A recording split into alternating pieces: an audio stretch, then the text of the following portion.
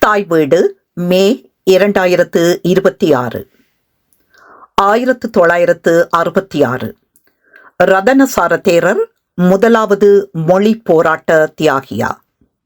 எழுதியவர் என். சரவணன். வாசிப்பவர் ஆனந்தராணி பாலேந்திரா. இலங்கையின் சமகால அரசியல் வரலாற்றில் 1966 ஜனவரி 8 என்பது வெறுமனே ஒரு வேலை நிறுத்த போராட்டமாகவோ அல்லது வீதி மறியலாகவோ மட்டும் கடந்து செல்லப்பட முடியாத ஒரு பாரிய திருப்புமுனை எனலாம்.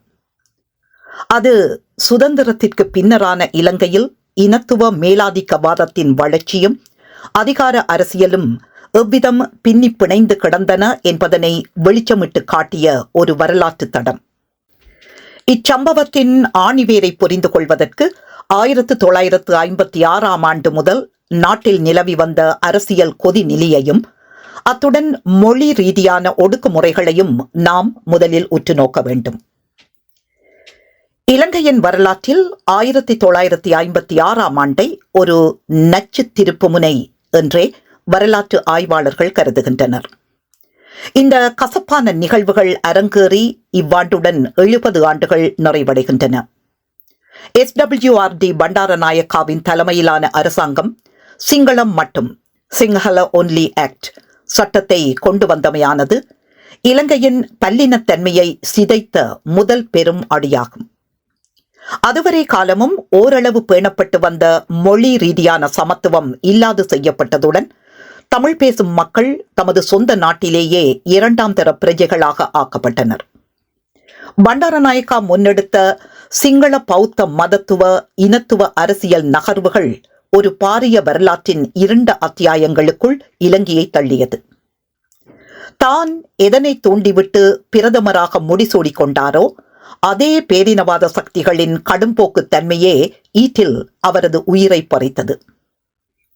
அவர் பிரதமராக இருக்கும் போதே சோமராம தேரர் எனும் ஒரு பிக்குவினால் சுட்டுக் கொல்லப்பட்டமையானது இனவாத அரசியல் அதன் படைப்பாளியையே விழுங்கும் என்பதற்கு வரலாற்றில் ஒரு கசப்பான சான்றாகும். 1958 தமிழ் மொழி விசேட ஏற்பாடுகள் சட்டம் இலக்கம் 28 இயற்றப்பட்ட போதிலும் அடுத்த 7 ஆண்டுகளுக்கு அச்சட்டத்தை நடைமுறைப்படுத்துவதற்கான ஒழுங்கு விதிகளை அரசாங்கம் அறிமுகப்படுத்த தவறியதால் அந்த சட்டம் நடைமுறைக்கு வராமலேயே இருந்தது. பண்டாரநாயக்கா செல்வநாயகம் ஒப்பந்தத்தை ஒரு நீர்த்த வடிவில் நடைமுறைப்படுத்துவது குறித்து இலங்கை தமிழரசு கட்சிக்கும் ஐக்கிய தேசிய கட்சிக்கும் இடையில் ஒரு புரிதல் எட்டப்பட்டது. இரு கட்சிகளுக்கும் இடையிலான உடன்படிக்கையின்படி 24 மார்ச் 1965 தேதியிட்ட டக்லி செல்வநாயகம் ஒப்பந்தம் 1966 பிப்ரவரி 3 அன்று தமிழ் மொழி விசேட ஏற்பாடுகள் சட்டத்தை நடைமுறைப்படுத்துவது தொடர்பான ஒழுங்கு விதிகள் அறிமுகப்படுத்தப்பட்டன. சிங்கள மொழியை மட்டுமே உத்தியோகபூர்வ மொழியாக கொண்டு 1956 நாடாளுமன்றத்தில் ஏற்றுக்கொள்ளப்பட்ட அரச கரும மொழி சட்டத்திற்கு முன்னர் அரசாங்க சேவையில் சேர்க்கப்பட்ட தமிழர்களுக்கு ஓரளவுக்கு நிவாரணம் வழங்குவதே இதன் நோக்கமாகும். இம்முயற்சியை ஸ்ரீலங்கா சுதந்திர கட்சியும் SLFP அதன் கூட்டணி இடதுசாரி கட்சிகளும் எதிர்த்தன.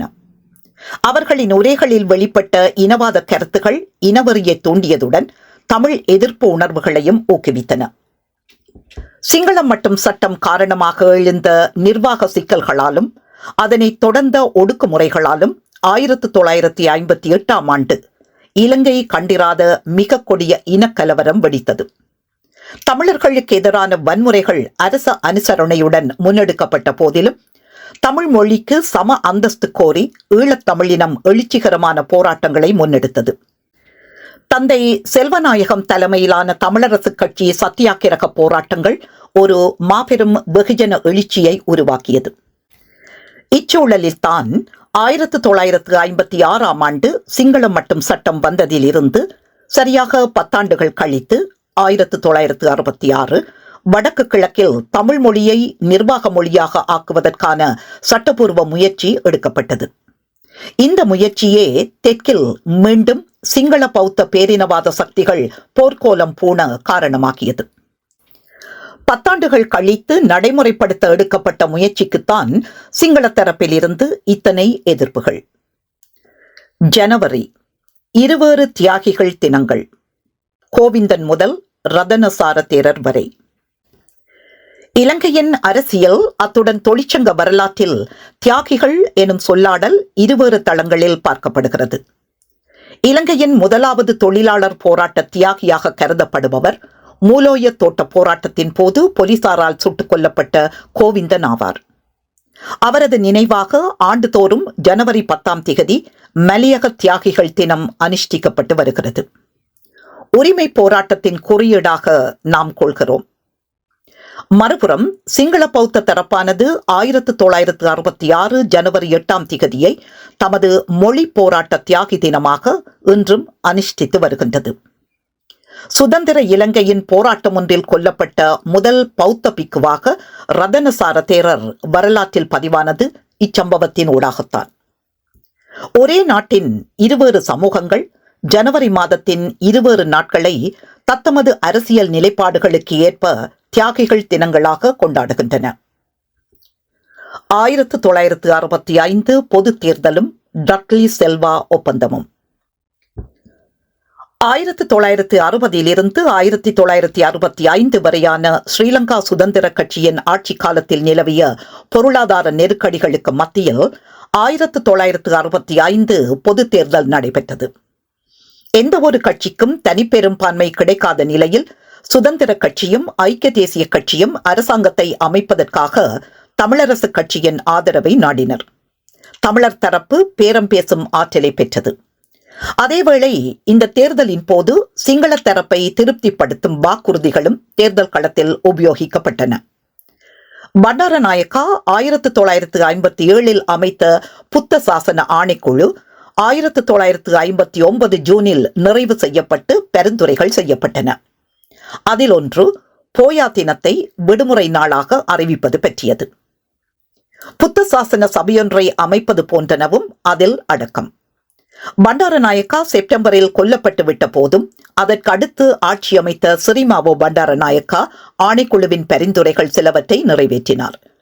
ஆனால் முழுமையாக நிறைவேற்றும்படி எழுந்த பௌத்த தரப்பு கோரிக்கைகளுக்கு இந்த கட்சிகள் செவிசாய்க்க வேண்டி வந்தது. மறுபுறம் தமிழர் தரப்பை திருப்தி செய்வதற்காக 1965 மார்ச் 24 கைச்சாத்திடப்பட்ட டக்ளி செல்வா ஒப்பந்தம் ஒரு திருப்புமுனையாக அமைந்தது.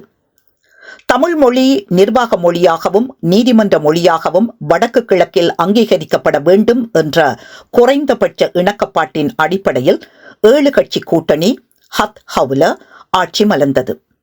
ஆனால் இந்த ஒப்பந்தத்தின் சாராம்சம் நாடாளுமன்றத்தில் பிரமாணங்களாக ரெகுலேஷன்ஸ் முன்வைக்கப்பட்ட போதுதான் அது தெற்கில் ஒரு பெரும் கொந்தளிப்பை ஏற்படுத்தியது. 1965 மார்ச் மாதம் நடைபெற்ற பொது தேர்தலின் முடிவுகள் இலங்கையின் அரசியல் வரைபடத்தில் ஒரு புதிய அதிகார சமநிலையை உருவாக்கியிருந்தன. ஸ்ரீலங்கா சுதந்திர கட்சியின் SLP தலைமையிலான முன்னிய ஆட்சியின் மீது மக்களுக்கு இருந்த பொருளாதார அதிருப்தி ஐக்கிய தேசிய கட்சிக்கு UNP அதிக இடங்களை பெற்றுக் கொடுத்த போதிலும் தனித்து ஆட்சி அமைக்க தேவையான 76 என்கின்ற பெரும்பான்மையை டக்ளி சேனநாயக்காவால் எட்ட முடியவில்லை.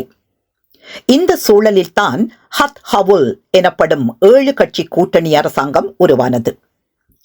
ஹத் ஹவுல் உதயம் 1965 மார்ச் 24 கொழும்பில் உள்ள EL சேனநாயக்காவின் இல்லத்தில், சில குறிப்புகளின்படி இது டக்ளி சேனநாயக்காவின் இல்லத்தில் நிகழ்ந்தது, ஒரு தீர்க்கமான சந்திப்பு இடம்பெற்றது.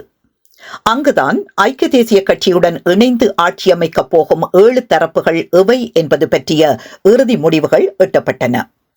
அவை ஐக்கிய தேசிய கட்சி, UNP, டக்ளி சேனநாயக்கா தலைமையிலானது; இலங்கை தமிழரசு கட்சி, ஃபெடரல் பார்ட்டி, SJ செல்வநாயகம் தலைமை; அகில இலங்கை தமிழ் காங்கிரஸ், ACTC, GG பொன்னம்பலம் தலைமை; மகாஜன எக்ஸத் பெரமுன, MEP, பிலிப் குணவர்தன தலைமை; ஜாதிக விமுக்தி பெரமுன, JVP, 1957 உருவான JVP, KMP ராஜரத்ன தலைமை; இலங்கை தொழிலாளர் காங்கிரஸ் CWC எஸ் தொண்டமான் தலைமை, ஜனநாயக ஐக்கிய முன்னணி DLP W தஹநாயக்கா தலைமை.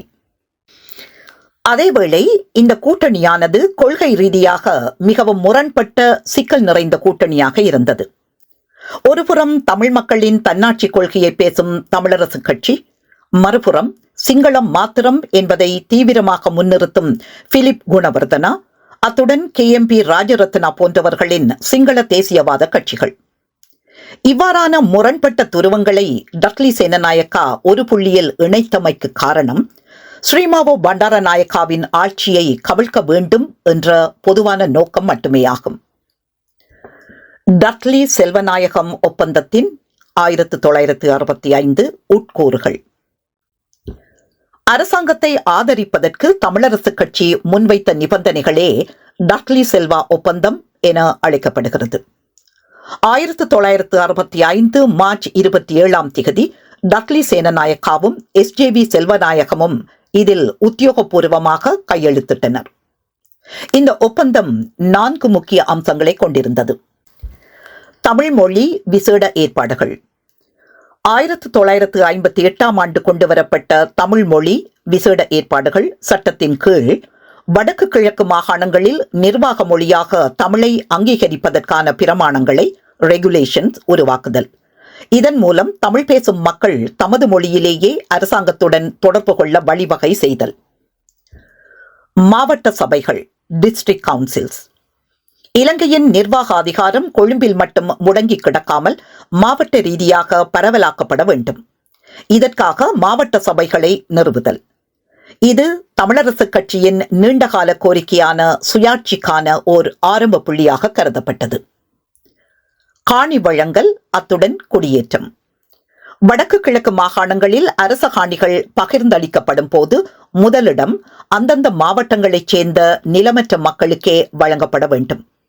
அதன் பின்னர் அந்த மாகாணத்தைச் சேர்ந்தவர்களுக்கும், எஞ்சி இருந்தால் மட்டுமே ஏனைய மாகாணத்தைச் சேர்ந்தவர்களுக்கும் வழங்கப்பட வேண்டும். இது திட்டமிட்ட சிங்கள குடியேற்றங்களை தடுப்பதற்கான ஓர் அரணாக தமிழ் மக்களால் பார்க்கப்பட்டது. நீதிமன்ற மொழி. வடக்கு அத்துடன் கிழக்கு மாகாணங்களில் உள்ள நீதிமன்றங்களில் தமிழிலேயே வழக்காடுவதற்கும் ஆவணங்களை பராமரிப்பதற்கும் உரிமை வழங்கப்படுதல்.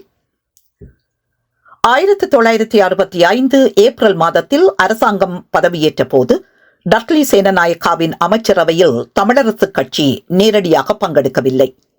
இருப்பினும் திரு திருச்செல்வத்தை தாராளமயமாக்கல் மற்றும் உள்ளூராட்சி அமைச்சராக நியமிக்க தமிழரசு கட்சி பரிந்துரைத்தது. அவர் செனட் சபையின் ஊடாக அமைச்சரவைக்குள் நுழைந்தார். அரசாங்கம் அமைந்தவுடனேயே எதிர்க்கட்சிகள் தமது தாக்குதலை தொடங்கின. டக்ளி செல்வா ஒப்பந்தம் ஓர் இரகசிய ஆவணம் என்றும், நாட்டை பிரிக்க டக்ளி சம்மதித்து விட்டார் என்றும் சிங்கள பகுதிகளில் வதந்திகள் பரப்பப்பட்டன. குறிப்பாக ஸ்ரீலங்கா சுதந்திர கட்சியின் முன்னணி தலைவர்களான மைத்திரிபால சேனநாயக்காவும் ஃபீலிக்ஸ் டயஸ் பண்டாரநாயக்காவும் தென்னிலங்கையில் இந்த பிரச்சாரத்தை முன்னெடுத்தனர். மறுபுறம் 1965 ஆகஸ்ட் மாதம் JR ஜெயவர்தனா, அப்போது ராஜாங்க அமைச்சர், நாடாளுமன்றத்தில் பேசுகையில் சிங்களம் மாத்திரம் சட்டத்திற்கு எவ்வித பாதிப்புமின்றி தமிழ் மொழிக்கான நியாயமான உரிமைகள் வழங்கப்படும் என உறுதியளித்தார். ஆனால் இந்த உறுதிமொழி சிங்கள தீவிரவாத தரப்புகளை அதிருப்திப்படுத்தியது. 1966 ஜனவரியை நோக்கிய நகர்வு.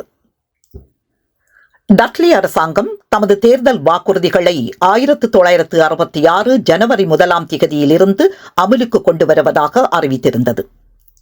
செல்வநாயகத்துடனான ஒப்பந்தத்தின் அடிப்படையில் 1966 ஜனவரி 8 தமிழ் மொழி விசேட ஏற்பாடுகள் சட்டம் பிரமாணங்களை நாடாளுமன்றத்தில் சமர்ப்பிக்க டக்ளி சேனநாயக்கா தீர்மானித்தார். இதற்கான வர்த்தமானி அறிவித்தல் 1966 ஜனவரி 1 வெளியிடப்பட்டது.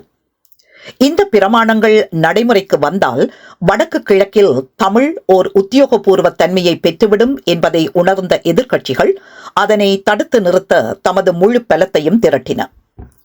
1966 ஜனவரி 1 முதல் கொழும்பில் போராட்டங்களுக்கான தயார்படுத்தல்கள் ஆரம்பமாகின.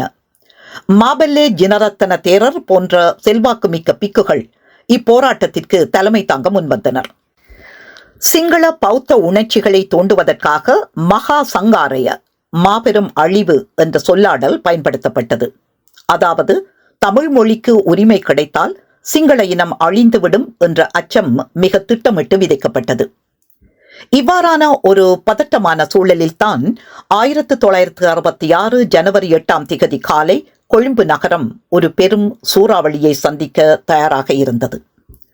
1965 மார்ச் மாதம் அமைக்கப்பட்ட டக்ளி சேனநாயக்காவின் தேசிய அரசாங்கம் இலங்கையின் இன முரண்பாடுகளை களைவதற்கான ஒரு மனிதாபிமான அடிப்படையிலான வாய்ப்பினை திறந்திருந்தது. ஆனால் அந்த வரலாற்று முக்கியத்துவம் வாய்ந்த வாய்ப்பினை தகர்ப்பதையே தமது பிரதான அரசியல் தந்திரோபாயமாக எதிர்க்கட்சிகள் கையில் எடுத்தன. ஸ்ரீலங்கா சுதந்திர கட்சி SLFP, லங்கா சமசமாஜ கட்சி LSSP, அத்துடன் கம்யூனிஸ்ட் கட்சி CP ஆகியன ஒன்றிணைந்து ஒரு முற்போக்கான நகர்வை இனவாதத்தை கொண்டு முறியடித்தன என்பதனை மிக நுணுக்கமாக கவனிக்க வேண்டி இருக்கிறது.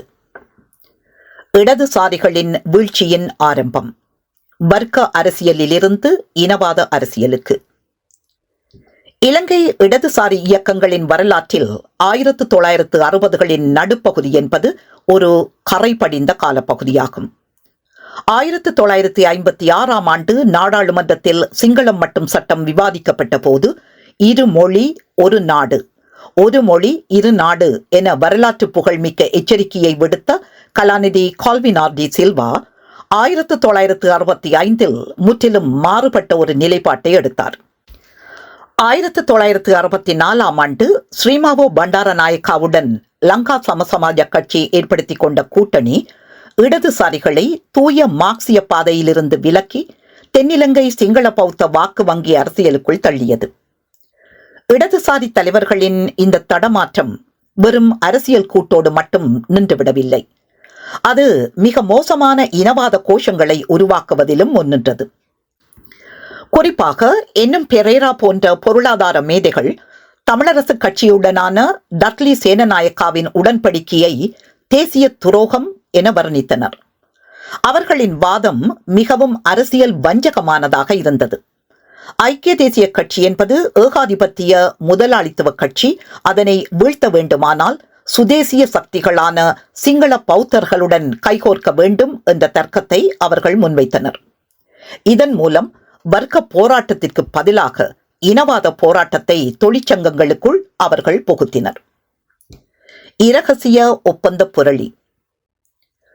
டக்ளி செல்வா ஒப்பந்தம் கையெழுத்தான நாள் முதலே அது ஒரு இரகசிய ஒப்பந்தம் என்ற பிம்பத்தை எதிர்க்கட்சிகள் கட்டமைத்தன. 1965 ஆகஸ்ட் மாதம் நாடாளுமன்றத்தில் உரையாற்றிய எதிர்க்கட்சி தலைவி ஸ்ரீமாவோ பண்டாரநாயக்கா இந்த ஒப்பந்தத்தை மிக கடுமையாக சாடினார். அவர் தனது உரையில் டக்ளி சேனநாயக்கா நாட்டை துண்டாடுவதற்கான தாரை வார்ப்பை செய்துவிட்டார் எனவும், சிங்கள மக்களின் பாரம்பரிய உரிமைகள் யாழ்ப்பாணத்து தலைவர்களிடம் அடகு வைக்கப்பட்டு விட்டன எனவும் குறிப்பிட்டார். இதற்கு பதிலளிக்கும் விதமாக அன்றைய இராஜாங்க அமைச்சர் JR ஜெயவர்தனா முன்வைத்த தர்க்கம் மிகவும் முக்கியமானது. அவர் கூறினார், நாங்கள் நாட்டை பிரிக்கவில்லை, மாறாக 1956 நீங்கள் உருவாக்கிய அந்த பிளவை சீர் செய்ய முயல்கிறோம் என்றார். 1958 கொண்டுவரப்பட்ட தமிழ் மொழி விசேட ஏற்பாடுகள் சட்டத்தின் கீழ் வழங்கப்பட்டுள்ள அதிகாரங்களை நடைமுறைப்படுத்துவதற்கான பிரமாணங்களையே நாம் கொண்டு வருகிறோம். இதில் நாட்டை பிரிக்க என்ன இருக்கிறது என்றார். இருப்பினும் எதிர்க்கட்சிகள் இந்த பிரமாணங்களை மரண சாசனம் என வர்ணித்தன. குறிப்பாக 1966 ஜனவரி 1 வெளியான அரச வர்த்தமானி அறிவித்தலை தொடர்ந்து டக்ளி செல்வா ஒப்பந்தம் சிங்களவர்களுக்கு எதிரான சூழ்ச்சி என்ற பெயரில் இலட்சக்கணக்கில் துண்டு பிரசுரங்கள் தென்னிலங்கையில் விநியோகிக்கப்பட்டன. மகா சங்காரய, அத்துடன் பௌத்த பீடங்களின் எழுச்சி. இப்போராட்டத்தின் பின்னால் இருந்த மிக முக்கியமான தர்க்கம் மகா சங்காரய, தி கிரேட் அனிஹிலேஷன் என்பதாகும். இச்சொல்லாடல் சிங்கள பௌத்த நாகரிகமே ஒழிக்கப்பட போகிறது என்ற அச்சத்தை விதைக்க பயன்படுத்தப்பட்டது. 1966 ஜனவரி 8ஐயொட்டி வெளியிடப்பட்ட மகா சங்காரய எனும் தலைப்பிலான சிறு பிரசுரம் பௌத்த பிக்குகள் மத்தியில் பெரும் கொந்தளிப்பை ஏற்படுத்தியது. இந்த சிறு நூலை எழுதியவர் கலாநிதி தரமிட்டிபல ரத்தனசார தேரர் என்கிற பௌத்த பிக்கு. மாபெல்லே ஜினரத்தன தேரர், ரத்தனசார தேரர் போன்ற பிக்குகள் பௌத்த விகாரைகளை அரசியல் போராட்ட களங்களாக மாற்றினர். விகார மகாதேவி பூங்காவில் இருந்து நாடாளுமன்றம் நோக்கி பேரணியாக சென்று பிரதமரை சந்திக்க வேண்டும் என்ற முடிவை இவர்கள் எடுத்தனர். ஆனால் இந்த பேரணியின் நோக்கம் பிரதமருடன் பேசுவதல்ல, மாறாக தமிழ் மொழி பிரமாணங்கள் நாடாளுமன்றத்தில் விவாதிக்கப்படுவதை தடுத்து நிறுத்துவதே. பிக்குகள் முன்னால் நிற்க, பின்னால் அரசியல்வாதிகள் அணிவகுக்கும் ஒரு புனித போர் போன்ற சூழல் கொழும்பில் உருவாக்கப்பட்டது. ஒரு விமர்சன ரீதியான ஆய்வாளராக நாம் நோக்கும் போது 1966 போராட்டமானது ஒரு ஜனநாயக போராட்டமாக அன்றி ஒரு நிறுவனமயப்பட்ட இனவாதமாகவே காண முடியும். இதன் பின்னால் இருந்த தர்க்கங்களை இவ்வாறு வகைப்படுத்தலாம்.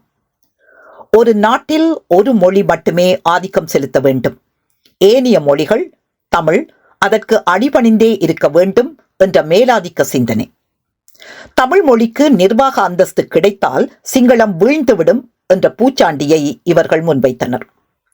சிறுபான்மையினருக்கு வழங்கப்படும் மிகச்சிறிய உரிமை கூட பெரும்பான்மையினரின் அழிவுக்கு சமம் என்ற கற்பிதம் உருவாக்கப்பட்டது. அதேவேளை கலாநிதி என்.எம். பெரேரா போன்றவர்கள் தொழிலாளர் வர்க்கத்தின் ஒற்றுமையை விடவும் சிங்கள இனத்தின் ஒருமைப்பாடே முக்கியம் என்கிற கருத்துடன் அணி திரண்டமை இலங்கையின் இடதுசாரி வரலாற்றின் மிக பெரும் வீழ்ச்சி எனலாம். ஜனவரி 8 வன்முறைக்கான ஒத்திகை.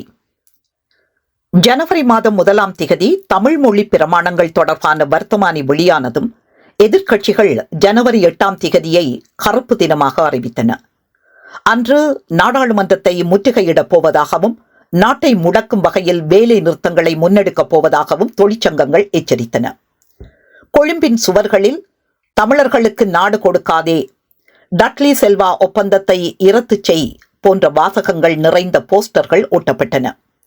இதற்கென சிங்கள பாதுகாப்பு முன்னணி போன்ற அமைப்புகள் முன்னின்று உழைத்தன. ஆர்.ஜி. சேனநாயக்கா போன்ற தீவிரவாத போக்குடைய தலைவர்கள் பிரதமர் டட்லி சேனநாயக்காவை தனது சொந்த குடும்பத்தை சேர்ந்தவராக இருந்தும் மிக கடுமையாக சாடினர். ஜனவரி 8ஆம் திகதி காலை கொழும்பு மாநகரம் வழக்கத்திற்கு மாறான ஒரு நிசப்தத்தில் இருந்தது. ஆனால் விகார மகாதேவி பூங்காவிற்கு அருகில் ஆயிரக்கணக்கான சிங்கள மக்களும் பிக்குகளும் திரளத் தொடங்கிய போது அந்த நிசப்தம் சிதறத் தொடங்கியது. போலீசார் தடை உத்தரவுகளை பிறப்பித்திருந்த போதிலும் அதனை மீறி ஊர்வலம் செல்லப் போவதாக போராட்டக்காரர்கள் அறிவித்தனர். இது வெறும் பேச்சுரிமைக்கான போராட்டம் அல்ல, இது ஒரு பாரிய அரசியல் சதிவலையின் தொடக்கமாக இருந்தது. ஜனவரி 8 கொள்ளுப்பிட்டி இரத்தக்களரி. 1966 ஜனவரி 8ஆம் திகதி விடியற்காலையிலேயே கொழும்பு மாநகரம் ஒரு யுத்த களத்திற்கான தயார்படுத்தல்களுடன் காணப்பட்டது. அரசாங்கம் கொண்டுவரவிருந்த தமிழ்மொழி விசேட ஏற்பாடுகள் பிரமாணங்களுக்கு எதிராக எதிர்க்கட்சி கூட்டணி அழைப்பு விடுத்திருந்த கறுப்பு தினமும் பொது வேலை நிறுத்தமும் நாட்டின் நிர்வாகத்தை முடக்கும் இலக்கை கொண்டிருந்தன. ஒருபுறம் நாடாளுமன்ற ஜனநாயகத்தின் உயரிய சபையில் விவாதம் நடைபெற தயாராக இருக்க, மறுபுறம் வீதிகளில் பேரினவாத சக்திகள் தமது பலத்தை காட்ட திரண்டன. கொழும்பு முழுவதும் வேலை நிறுத்தங்கள் நடைபெறுவதாகவும் வேலை நிறுத்தம் செய்பவர்களில் சிலர் வேலை நிறுத்தத்தில் ஈடுபடாதவர்களுக்கு இடையூறு விளைவிப்பதாகவும் போலீசாருக்கு தகவல்கள் கிடைத்தன. போலீசாரின் எச்சரிக்கையை மீறி நகரம் முழுவதும் கருப்பு கொடிகள் தொங்கவிடப்பட்டன. சட்டத்துக்கு எதிராக சத்திய பிரமாணம் செய்வதற்காக காலை 9 மணியளவில் கொழும்பு விகார மகாதேவி பூங்காவிற்கு அருகில் ஆயிரக்கணக்கானோர் திரண்டனர். இந்த பேரணிக்கு பௌத்த பிக்குகள் தலைமை தாங்கினர். குறிப்பாக மாபெல்லே ஜினரத்தன தேரரும் ரதனசார தேரர் ஆகியோர் முன்னணியில் நின்றனர். சிங்களம் மற்றும் சட்டத்தை காப்போம், நாட்டை துண்டாடாதே போன்ற கோஷங்கள் முழங்கின. பௌத்த பிக்குகள் கார்களில் நகரத்திற்குள் நுழையத் தொடங்கினர். பூங்காவில் இருந்த போலீஸ் படைகள் மிக குறைவாகவே இருந்தன. பின்னர் போலீசார் அதிகரிக்கப்பட்ட போதிலும் சிரேஷ்ட அதிகாரிகள் ஏனைய பகுதிகளுக்கே முன்னுரிமை அளிக்க வேண்டும் என்று கருதியதால் கூட்டத்தை கண்காணிக்கும் பணியை கீழ்நிலை அதிகாரிகளிடம் ஒப்படைத்தனர். பின்னர் அக்கூட்டம் காலிமுகத்திடலை நோக்கி ஊர்வலமாக சென்றது. ஆரம்பத்தில் அது அமைதியாக இருந்ததால் அதை எவ்வாறு கையாள்வது என்பதில் ஓர் அதிகாரிக்கு தெளிவில்லை. எனினும் ஆர்ப்பாட்டக்காரர்கள் கொள்ளுப்பட்டியில் உள்ள காலி வீதி சந்தியை நோக்கி நகர்ந்த போது குப்பை தொட்டிகளை கவிழ்த்தனர், மரங்களை வெட்டினர் மற்றும் பேருந்துகள் மீது கற்களை வீசினர். போலீஸ் நிலையத்திற்கு எதிரே அவர்கள் போலீசாரை சந்தித்த போது இரு தரப்பினருக்கும் இடையே மோதல் வெடித்தது. இதற்கிடையில் காலி வீதி வழியாக காலிமுகத்திடலுக்கு சென்ற பிக்குகள் குழு ஒன்றை அலரி மாளிகை அருகே கலைந்து செல்லுமாறு போலீசார் கேட்டுக்கொண்டனர். அவர்களும் அதற்கு இணங்கினர். காலிமுகத்திடலில் ஏற்கனவே ஒரு கூட்டம் கூடியிருந்தது. பின்னர் அது பாதுகாப்பு படைகளால் கலைக்கப்பட்டது. அது மீண்டும் கொள்ளுப்பட்டி போலீஸ் நிலையத்தில் ஒன்று திரண்டு அதன் மீது கற்களையும் வெடிபொருட்களையும் வீசத் தொடங்கியது. இதுவும் அருகிலுள்ள ஐக்கிய தேசிய கட்சியின் தலைமையகத்திற்குள் நுழைய முயன்றதும் போலீசார் கூட்டத்தின் மீது தடியடி நடத்தவும் கண்ணீர் புகை குண்டுகளை வீசவும் தோண்டியது. இறுதியில் கொள்ளுப்பட்டி போலீஸ் நிலையத்திலிருந்து கூட்டம் கலைக்கப்பட்டது. பின்னர் அது காலி வீதி பகுதிகளில் புகுந்து புகையிரதங்கள், வீடுகள் மற்றும் கடைகளை தாக்கி அட்டூழியத்தில் ஈடுபட்டது. பிற்பகல் 2:45 மணியளவில் நிலைமை மிகவும் மோசமடைந்ததால் பஸ் ஓட்டுநர்கள் தமது வாகனங்களை கைவிட்டு ஆயுதமேந்திய பாதுகாப்பு வழங்கப்படாவிட்டால் வாகனம் ஓட்ட முடியாதென கூறி மறுத்துவிட்டனர். அப்போது போலீசார் பல சந்தர்ப்பங்களில் துப்பாக்கிச்சூடு நடத்தினர். கொள்ளுப்பட்டியில் 3 இராஜதந்திரிகள் சிறு காயங்களுக்குள்ளானதோடு பிரிட்டிஷ் அமெரிக்க தூதரகங்களுக்கு சொந்தமான வாகனங்கள் சேதமடைந்தன. பிரிட்டிஷ் உயர் ஸ்தானிகர் ஆலயத்தின் முதன்மை செயலாளர் ஜான் வாட்ஸ் தான் காலி வீதியில் வாகனத்தில் சென்றபோது தனது கார் ஒரு கும்பலால் கடுமையாக கல்லெறியப்பட்டு தாக்கப்பட்டதாக கூறினார். ஒரு கும்பல் அவரது காரை சூழ்ந்து கொண்டது. அவர் யார் என்று தெரிந்ததும் அத்தொந்தரவுக்கு மன்னிப்பு கேட்டனர். அக்கூட்டம் ஓரளவுக்கு ஒழுங்கமைக்கப்பட்டிருந்தது என்றும் அதன் தலைவர்கள் அதை கட்டுப்பாட்டில் வைக்க முயன்றனர் என்றும் அவர் நம்பினார். ஆனால் எதற்கும் சேதம் விளைவிக்கவும் பிரச்சனையை உருவாக்கவும் முனையும் ஒரு சில குண்டர்களும் அங்கு இருந்தனர். செரண்டிப் வீதியில் அவர் துப்பாக்கிச் சூட்டு சத்தங்களை கேட்டார். அது பெரும்பாலும் போலீசார் நடத்திய சூடாக இருக்கலாம். அவர் காயமடைந்த 3 பேரை வைத்தியசாலைக்கு அழைத்துச் சென்றிருக்கிறார். ஊர்வலம் கொள்ளுப்பட்டி சந்தியை நெருங்கிய போது போலீசாருக்கும் போராட்டக்காரர்களுக்கும் இடையில் கடும் வாக்குவாதம் ஏற்பட்டது. போலீஸ் அத்தியட்சகர் TB பன்சார்கோயன் தலைமையிலான குழுவினர் கூட்டத்தை கலைந்து செல்லுமாறு எச்சரித்தனர். ஆனால் போராட்டக்காரர்கள் கற்களையும் போத்தல்களையும் கொண்டு போலீசார் மீது தாக்குதல் நடத்தினர். வன்முறை கொள்ளுப்பட்டியில் செறிந்திருந்த போதிலும் கொழும்பின் ஏனைய பகுதிகளிலும் வன்முறை காணப்பட்டது. களனியில் நூற்றுக்கணக்கான பல்கலைக்கழக மாணவர்கள் பேருந்துகளை நிறுத்தி தமிழ் எழுத்துக்கள் மீது தார் பூசினர். போலீசார் வந்து மாணவர்களுடன் மோதினர். இதில் இருதரப்பிலும் காயங்கள் ஏற்பட்டன. சட்டமும் ஒழுங்கும் பாதுகாக்கப்பட வேண்டும் என்று வாதிட்ட சேனநாயக்கா உடனடியாக அவசர நிலையை அறிவித்ததோடு தேவைப்பட்டால் நாங்கள் சுடுவோம் என்றும் அறிவித்தார். மக்கள் தாக்கப்படும் போதும், புகையிரதங்கள் மீது குண்டுகள் வீசப்படும் போதும், பேருந்து ஓட்டுநர்கள் பேருந்துகளிலிருந்து வெளியே இழுக்கப்படும் போதும் நான் சும்மா பார்த்து கொண்டிருக்க வேண்டுமா என்று அவர் கேள்வி எழுப்பினார். அதிகாரிகள் கலவரத்தை கட்டுப்படுத்தினர். பின்னர் வன்முறை சம்பவங்கள் குறைந்தன. இருப்பினும் அவை முற்றாக அற்றுப்போகவில்லை. உத்தியோகபூர்வ புள்ளி விவரங்களின்படி சொத்துக்களுக்கு எதிரான வன்முறை சம்பவங்களின் எண்ணிக்கை 66 ஆகும். கலவரத்தால் ஏற்பட்ட மொத்த சேதம் 10 லட்சம் ரூபாய் என போலீசார் மதிப்பிட்டனர். 20,000 அரச ஊழியர்கள் வேலை நிறுத்தத்தில் இணைந்ததாக அரசாங்கம் ஒப்புக்கொண்டது. இருப்பினும் எதிர்க்கட்சிகள் அந்த எண்ணிக்கை குறைந்தது 2 மடங்கு என மதிப்பிட்டன. அரசாங்கம் ஏற்கனவே கொழும்பு நகருக்குள் ஊர்வலங்கள் செல்வதற்கு தடை விதித்திருந்தது. எனினும் அந்த தடையினை மீறி கோட்டை பகுதியில் அமைந்துள்ள நாடாளுமன்ற கட்டடத்தை, தற்போது ஜனாதிபதி செயலகம் அமைந்துள்ள இடம் நோக்கி ஊர்வலம் நகரத் தொடங்கியது. இந்த பேரணியில் ஸ்ரீலங்கா சுதந்திர கட்சி, லங்கா சமசமாஜ கட்சி, கம்யூனிஸ்ட் கட்சி ஆகியவற்றின் முக்கிய தலைவர்கள் பங்கெடுத்தனர். போலீசார் கொள்ளுப்பட்டி சந்தியில் பாரிய வீதி தடைகளை ஏற்படுத்தியிருந்தனர்.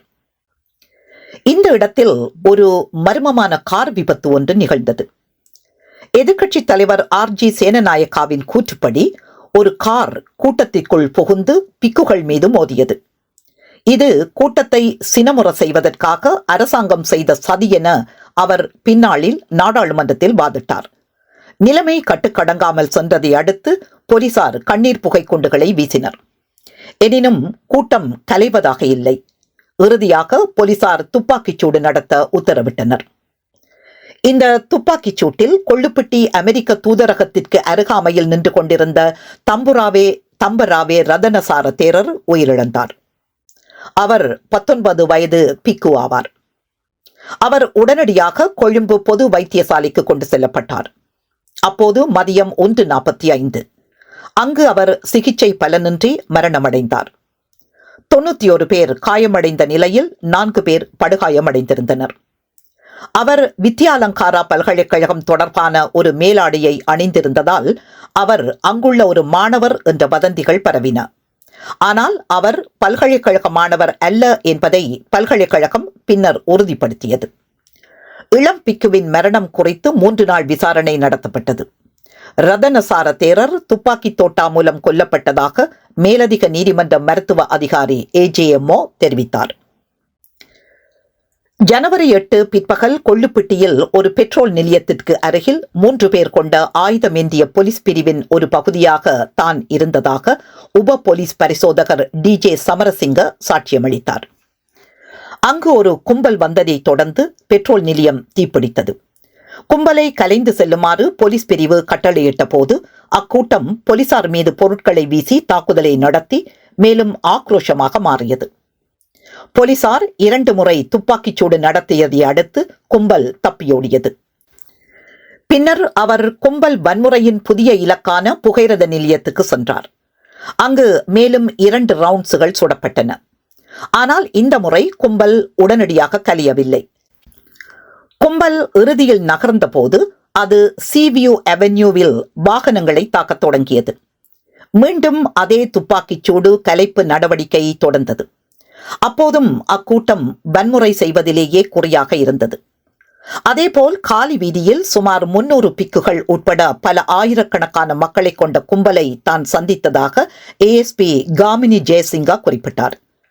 அவர்களை வெளியேறுமாறு அவர் கேட்டுக்கொண்ட போதும் அவர்கள் மறுத்த போது கண்ணீர் புகை குண்டுகளை வீசுமாறு உத்தரவிட்டிருக்கிறார். அக்கும்பல் கலையாத நிலையில் துப்பாக்கிச் சூட்டை தொடர நேரிட்டதாக குறிப்பிட்டார். கும்பல் வன்முறை மூலம் மரணங்களை ஏற்படுத்துமாறு மக்களை தூண்டுவதே ஆர்ப்பாட்ட தலைவர்களில் சிலரின் குறிக்கோள் என்று ஒரு உத்தியோகபூர்வ செய்திக்குறிப்பு குறிப்பிடுகிறது. அவசரகால சட்டமும் ஊடகத் தணிக்கையும். துப்பாக்கிச்சூடு பற்றியும் பிக்குவின் மரணம் பற்றிய செய்தியும் பரவியதும் கொழும்பில் பெரும் பதட்டம் நிலவியது. பிரதமர் டட்லி சேனநாயக்கா உடனடியாக கடும் நடவடிக்கைகளை எடுத்தார். பிற்பகல் 2 மணியளவில் நாடு முழுவதும் அவசரகால சட்டம் பிறப்பிக்கப்பட்டது. மாலை 4 மணி முதல் கொழும்பு மாநகரில் ஊரடங்கு சட்டம் அமுலுக்கு வந்தது. பத்திரிகை தணிக்கையும் அமுல்படுத்தப்பட்டது. இதன் காரணமாக ஜனவரி 9 வெளிவந்த பத்திரிகைகளில் பல செய்திகள் கருப்பு மையால் அழிக்கப்பட்டிருந்தன. வீதியில் இரத்தக்களறி நடந்து கொண்டிருந்த போது நாடாளுமன்றத்திற்குள் தமிழ்மொழி பிரமாணங்கள் மீதான விவாதம் பதட்டத்துடன் ஆரம்பமானது. எதிர்க்கட்சி உறுப்பினர்கள் சபை நடுவே புகுந்து கூச்சலிட்டனர். இதன்போது ஹபராதுவ தொகுதி நாடாளுமன்ற உறுப்பினர் பிரின்ஸ் குணசேகரா போலீசாரால் சுடப்பட்ட ரதனசார தேரரின் இரத்தம் தோய்ந்த காவியுடையின் ஒரு பகுதியை சபையில் உயர்த்தி பிடித்து ஆக்ரோஷமாக உரையாற்றினார். ஒரு பௌத்த பிக்குவின் இரத்தத்தால் இந்த அரசாங்கம் கரை படிந்து விட்டது என அவர் முழங்கினார். எனினும் பிரதமர் டட்லி சேனநாயக்கா மிக நிதானமாக பதிலளித்தார். சட்டத்தையும் ஒழுங்கையும் பாதுகாக்க வேண்டியது அரசாங்கத்தின் கடமை எனவும் தடையை மீறி வன்முறையில் ஈடுபட்டவர்களை கட்டுப்படுத்தவே போலீசார் நடவடிக்கை எடுத்தனர் எனவும் அவர் வாதிட்டார். தொடரும். நன்றி.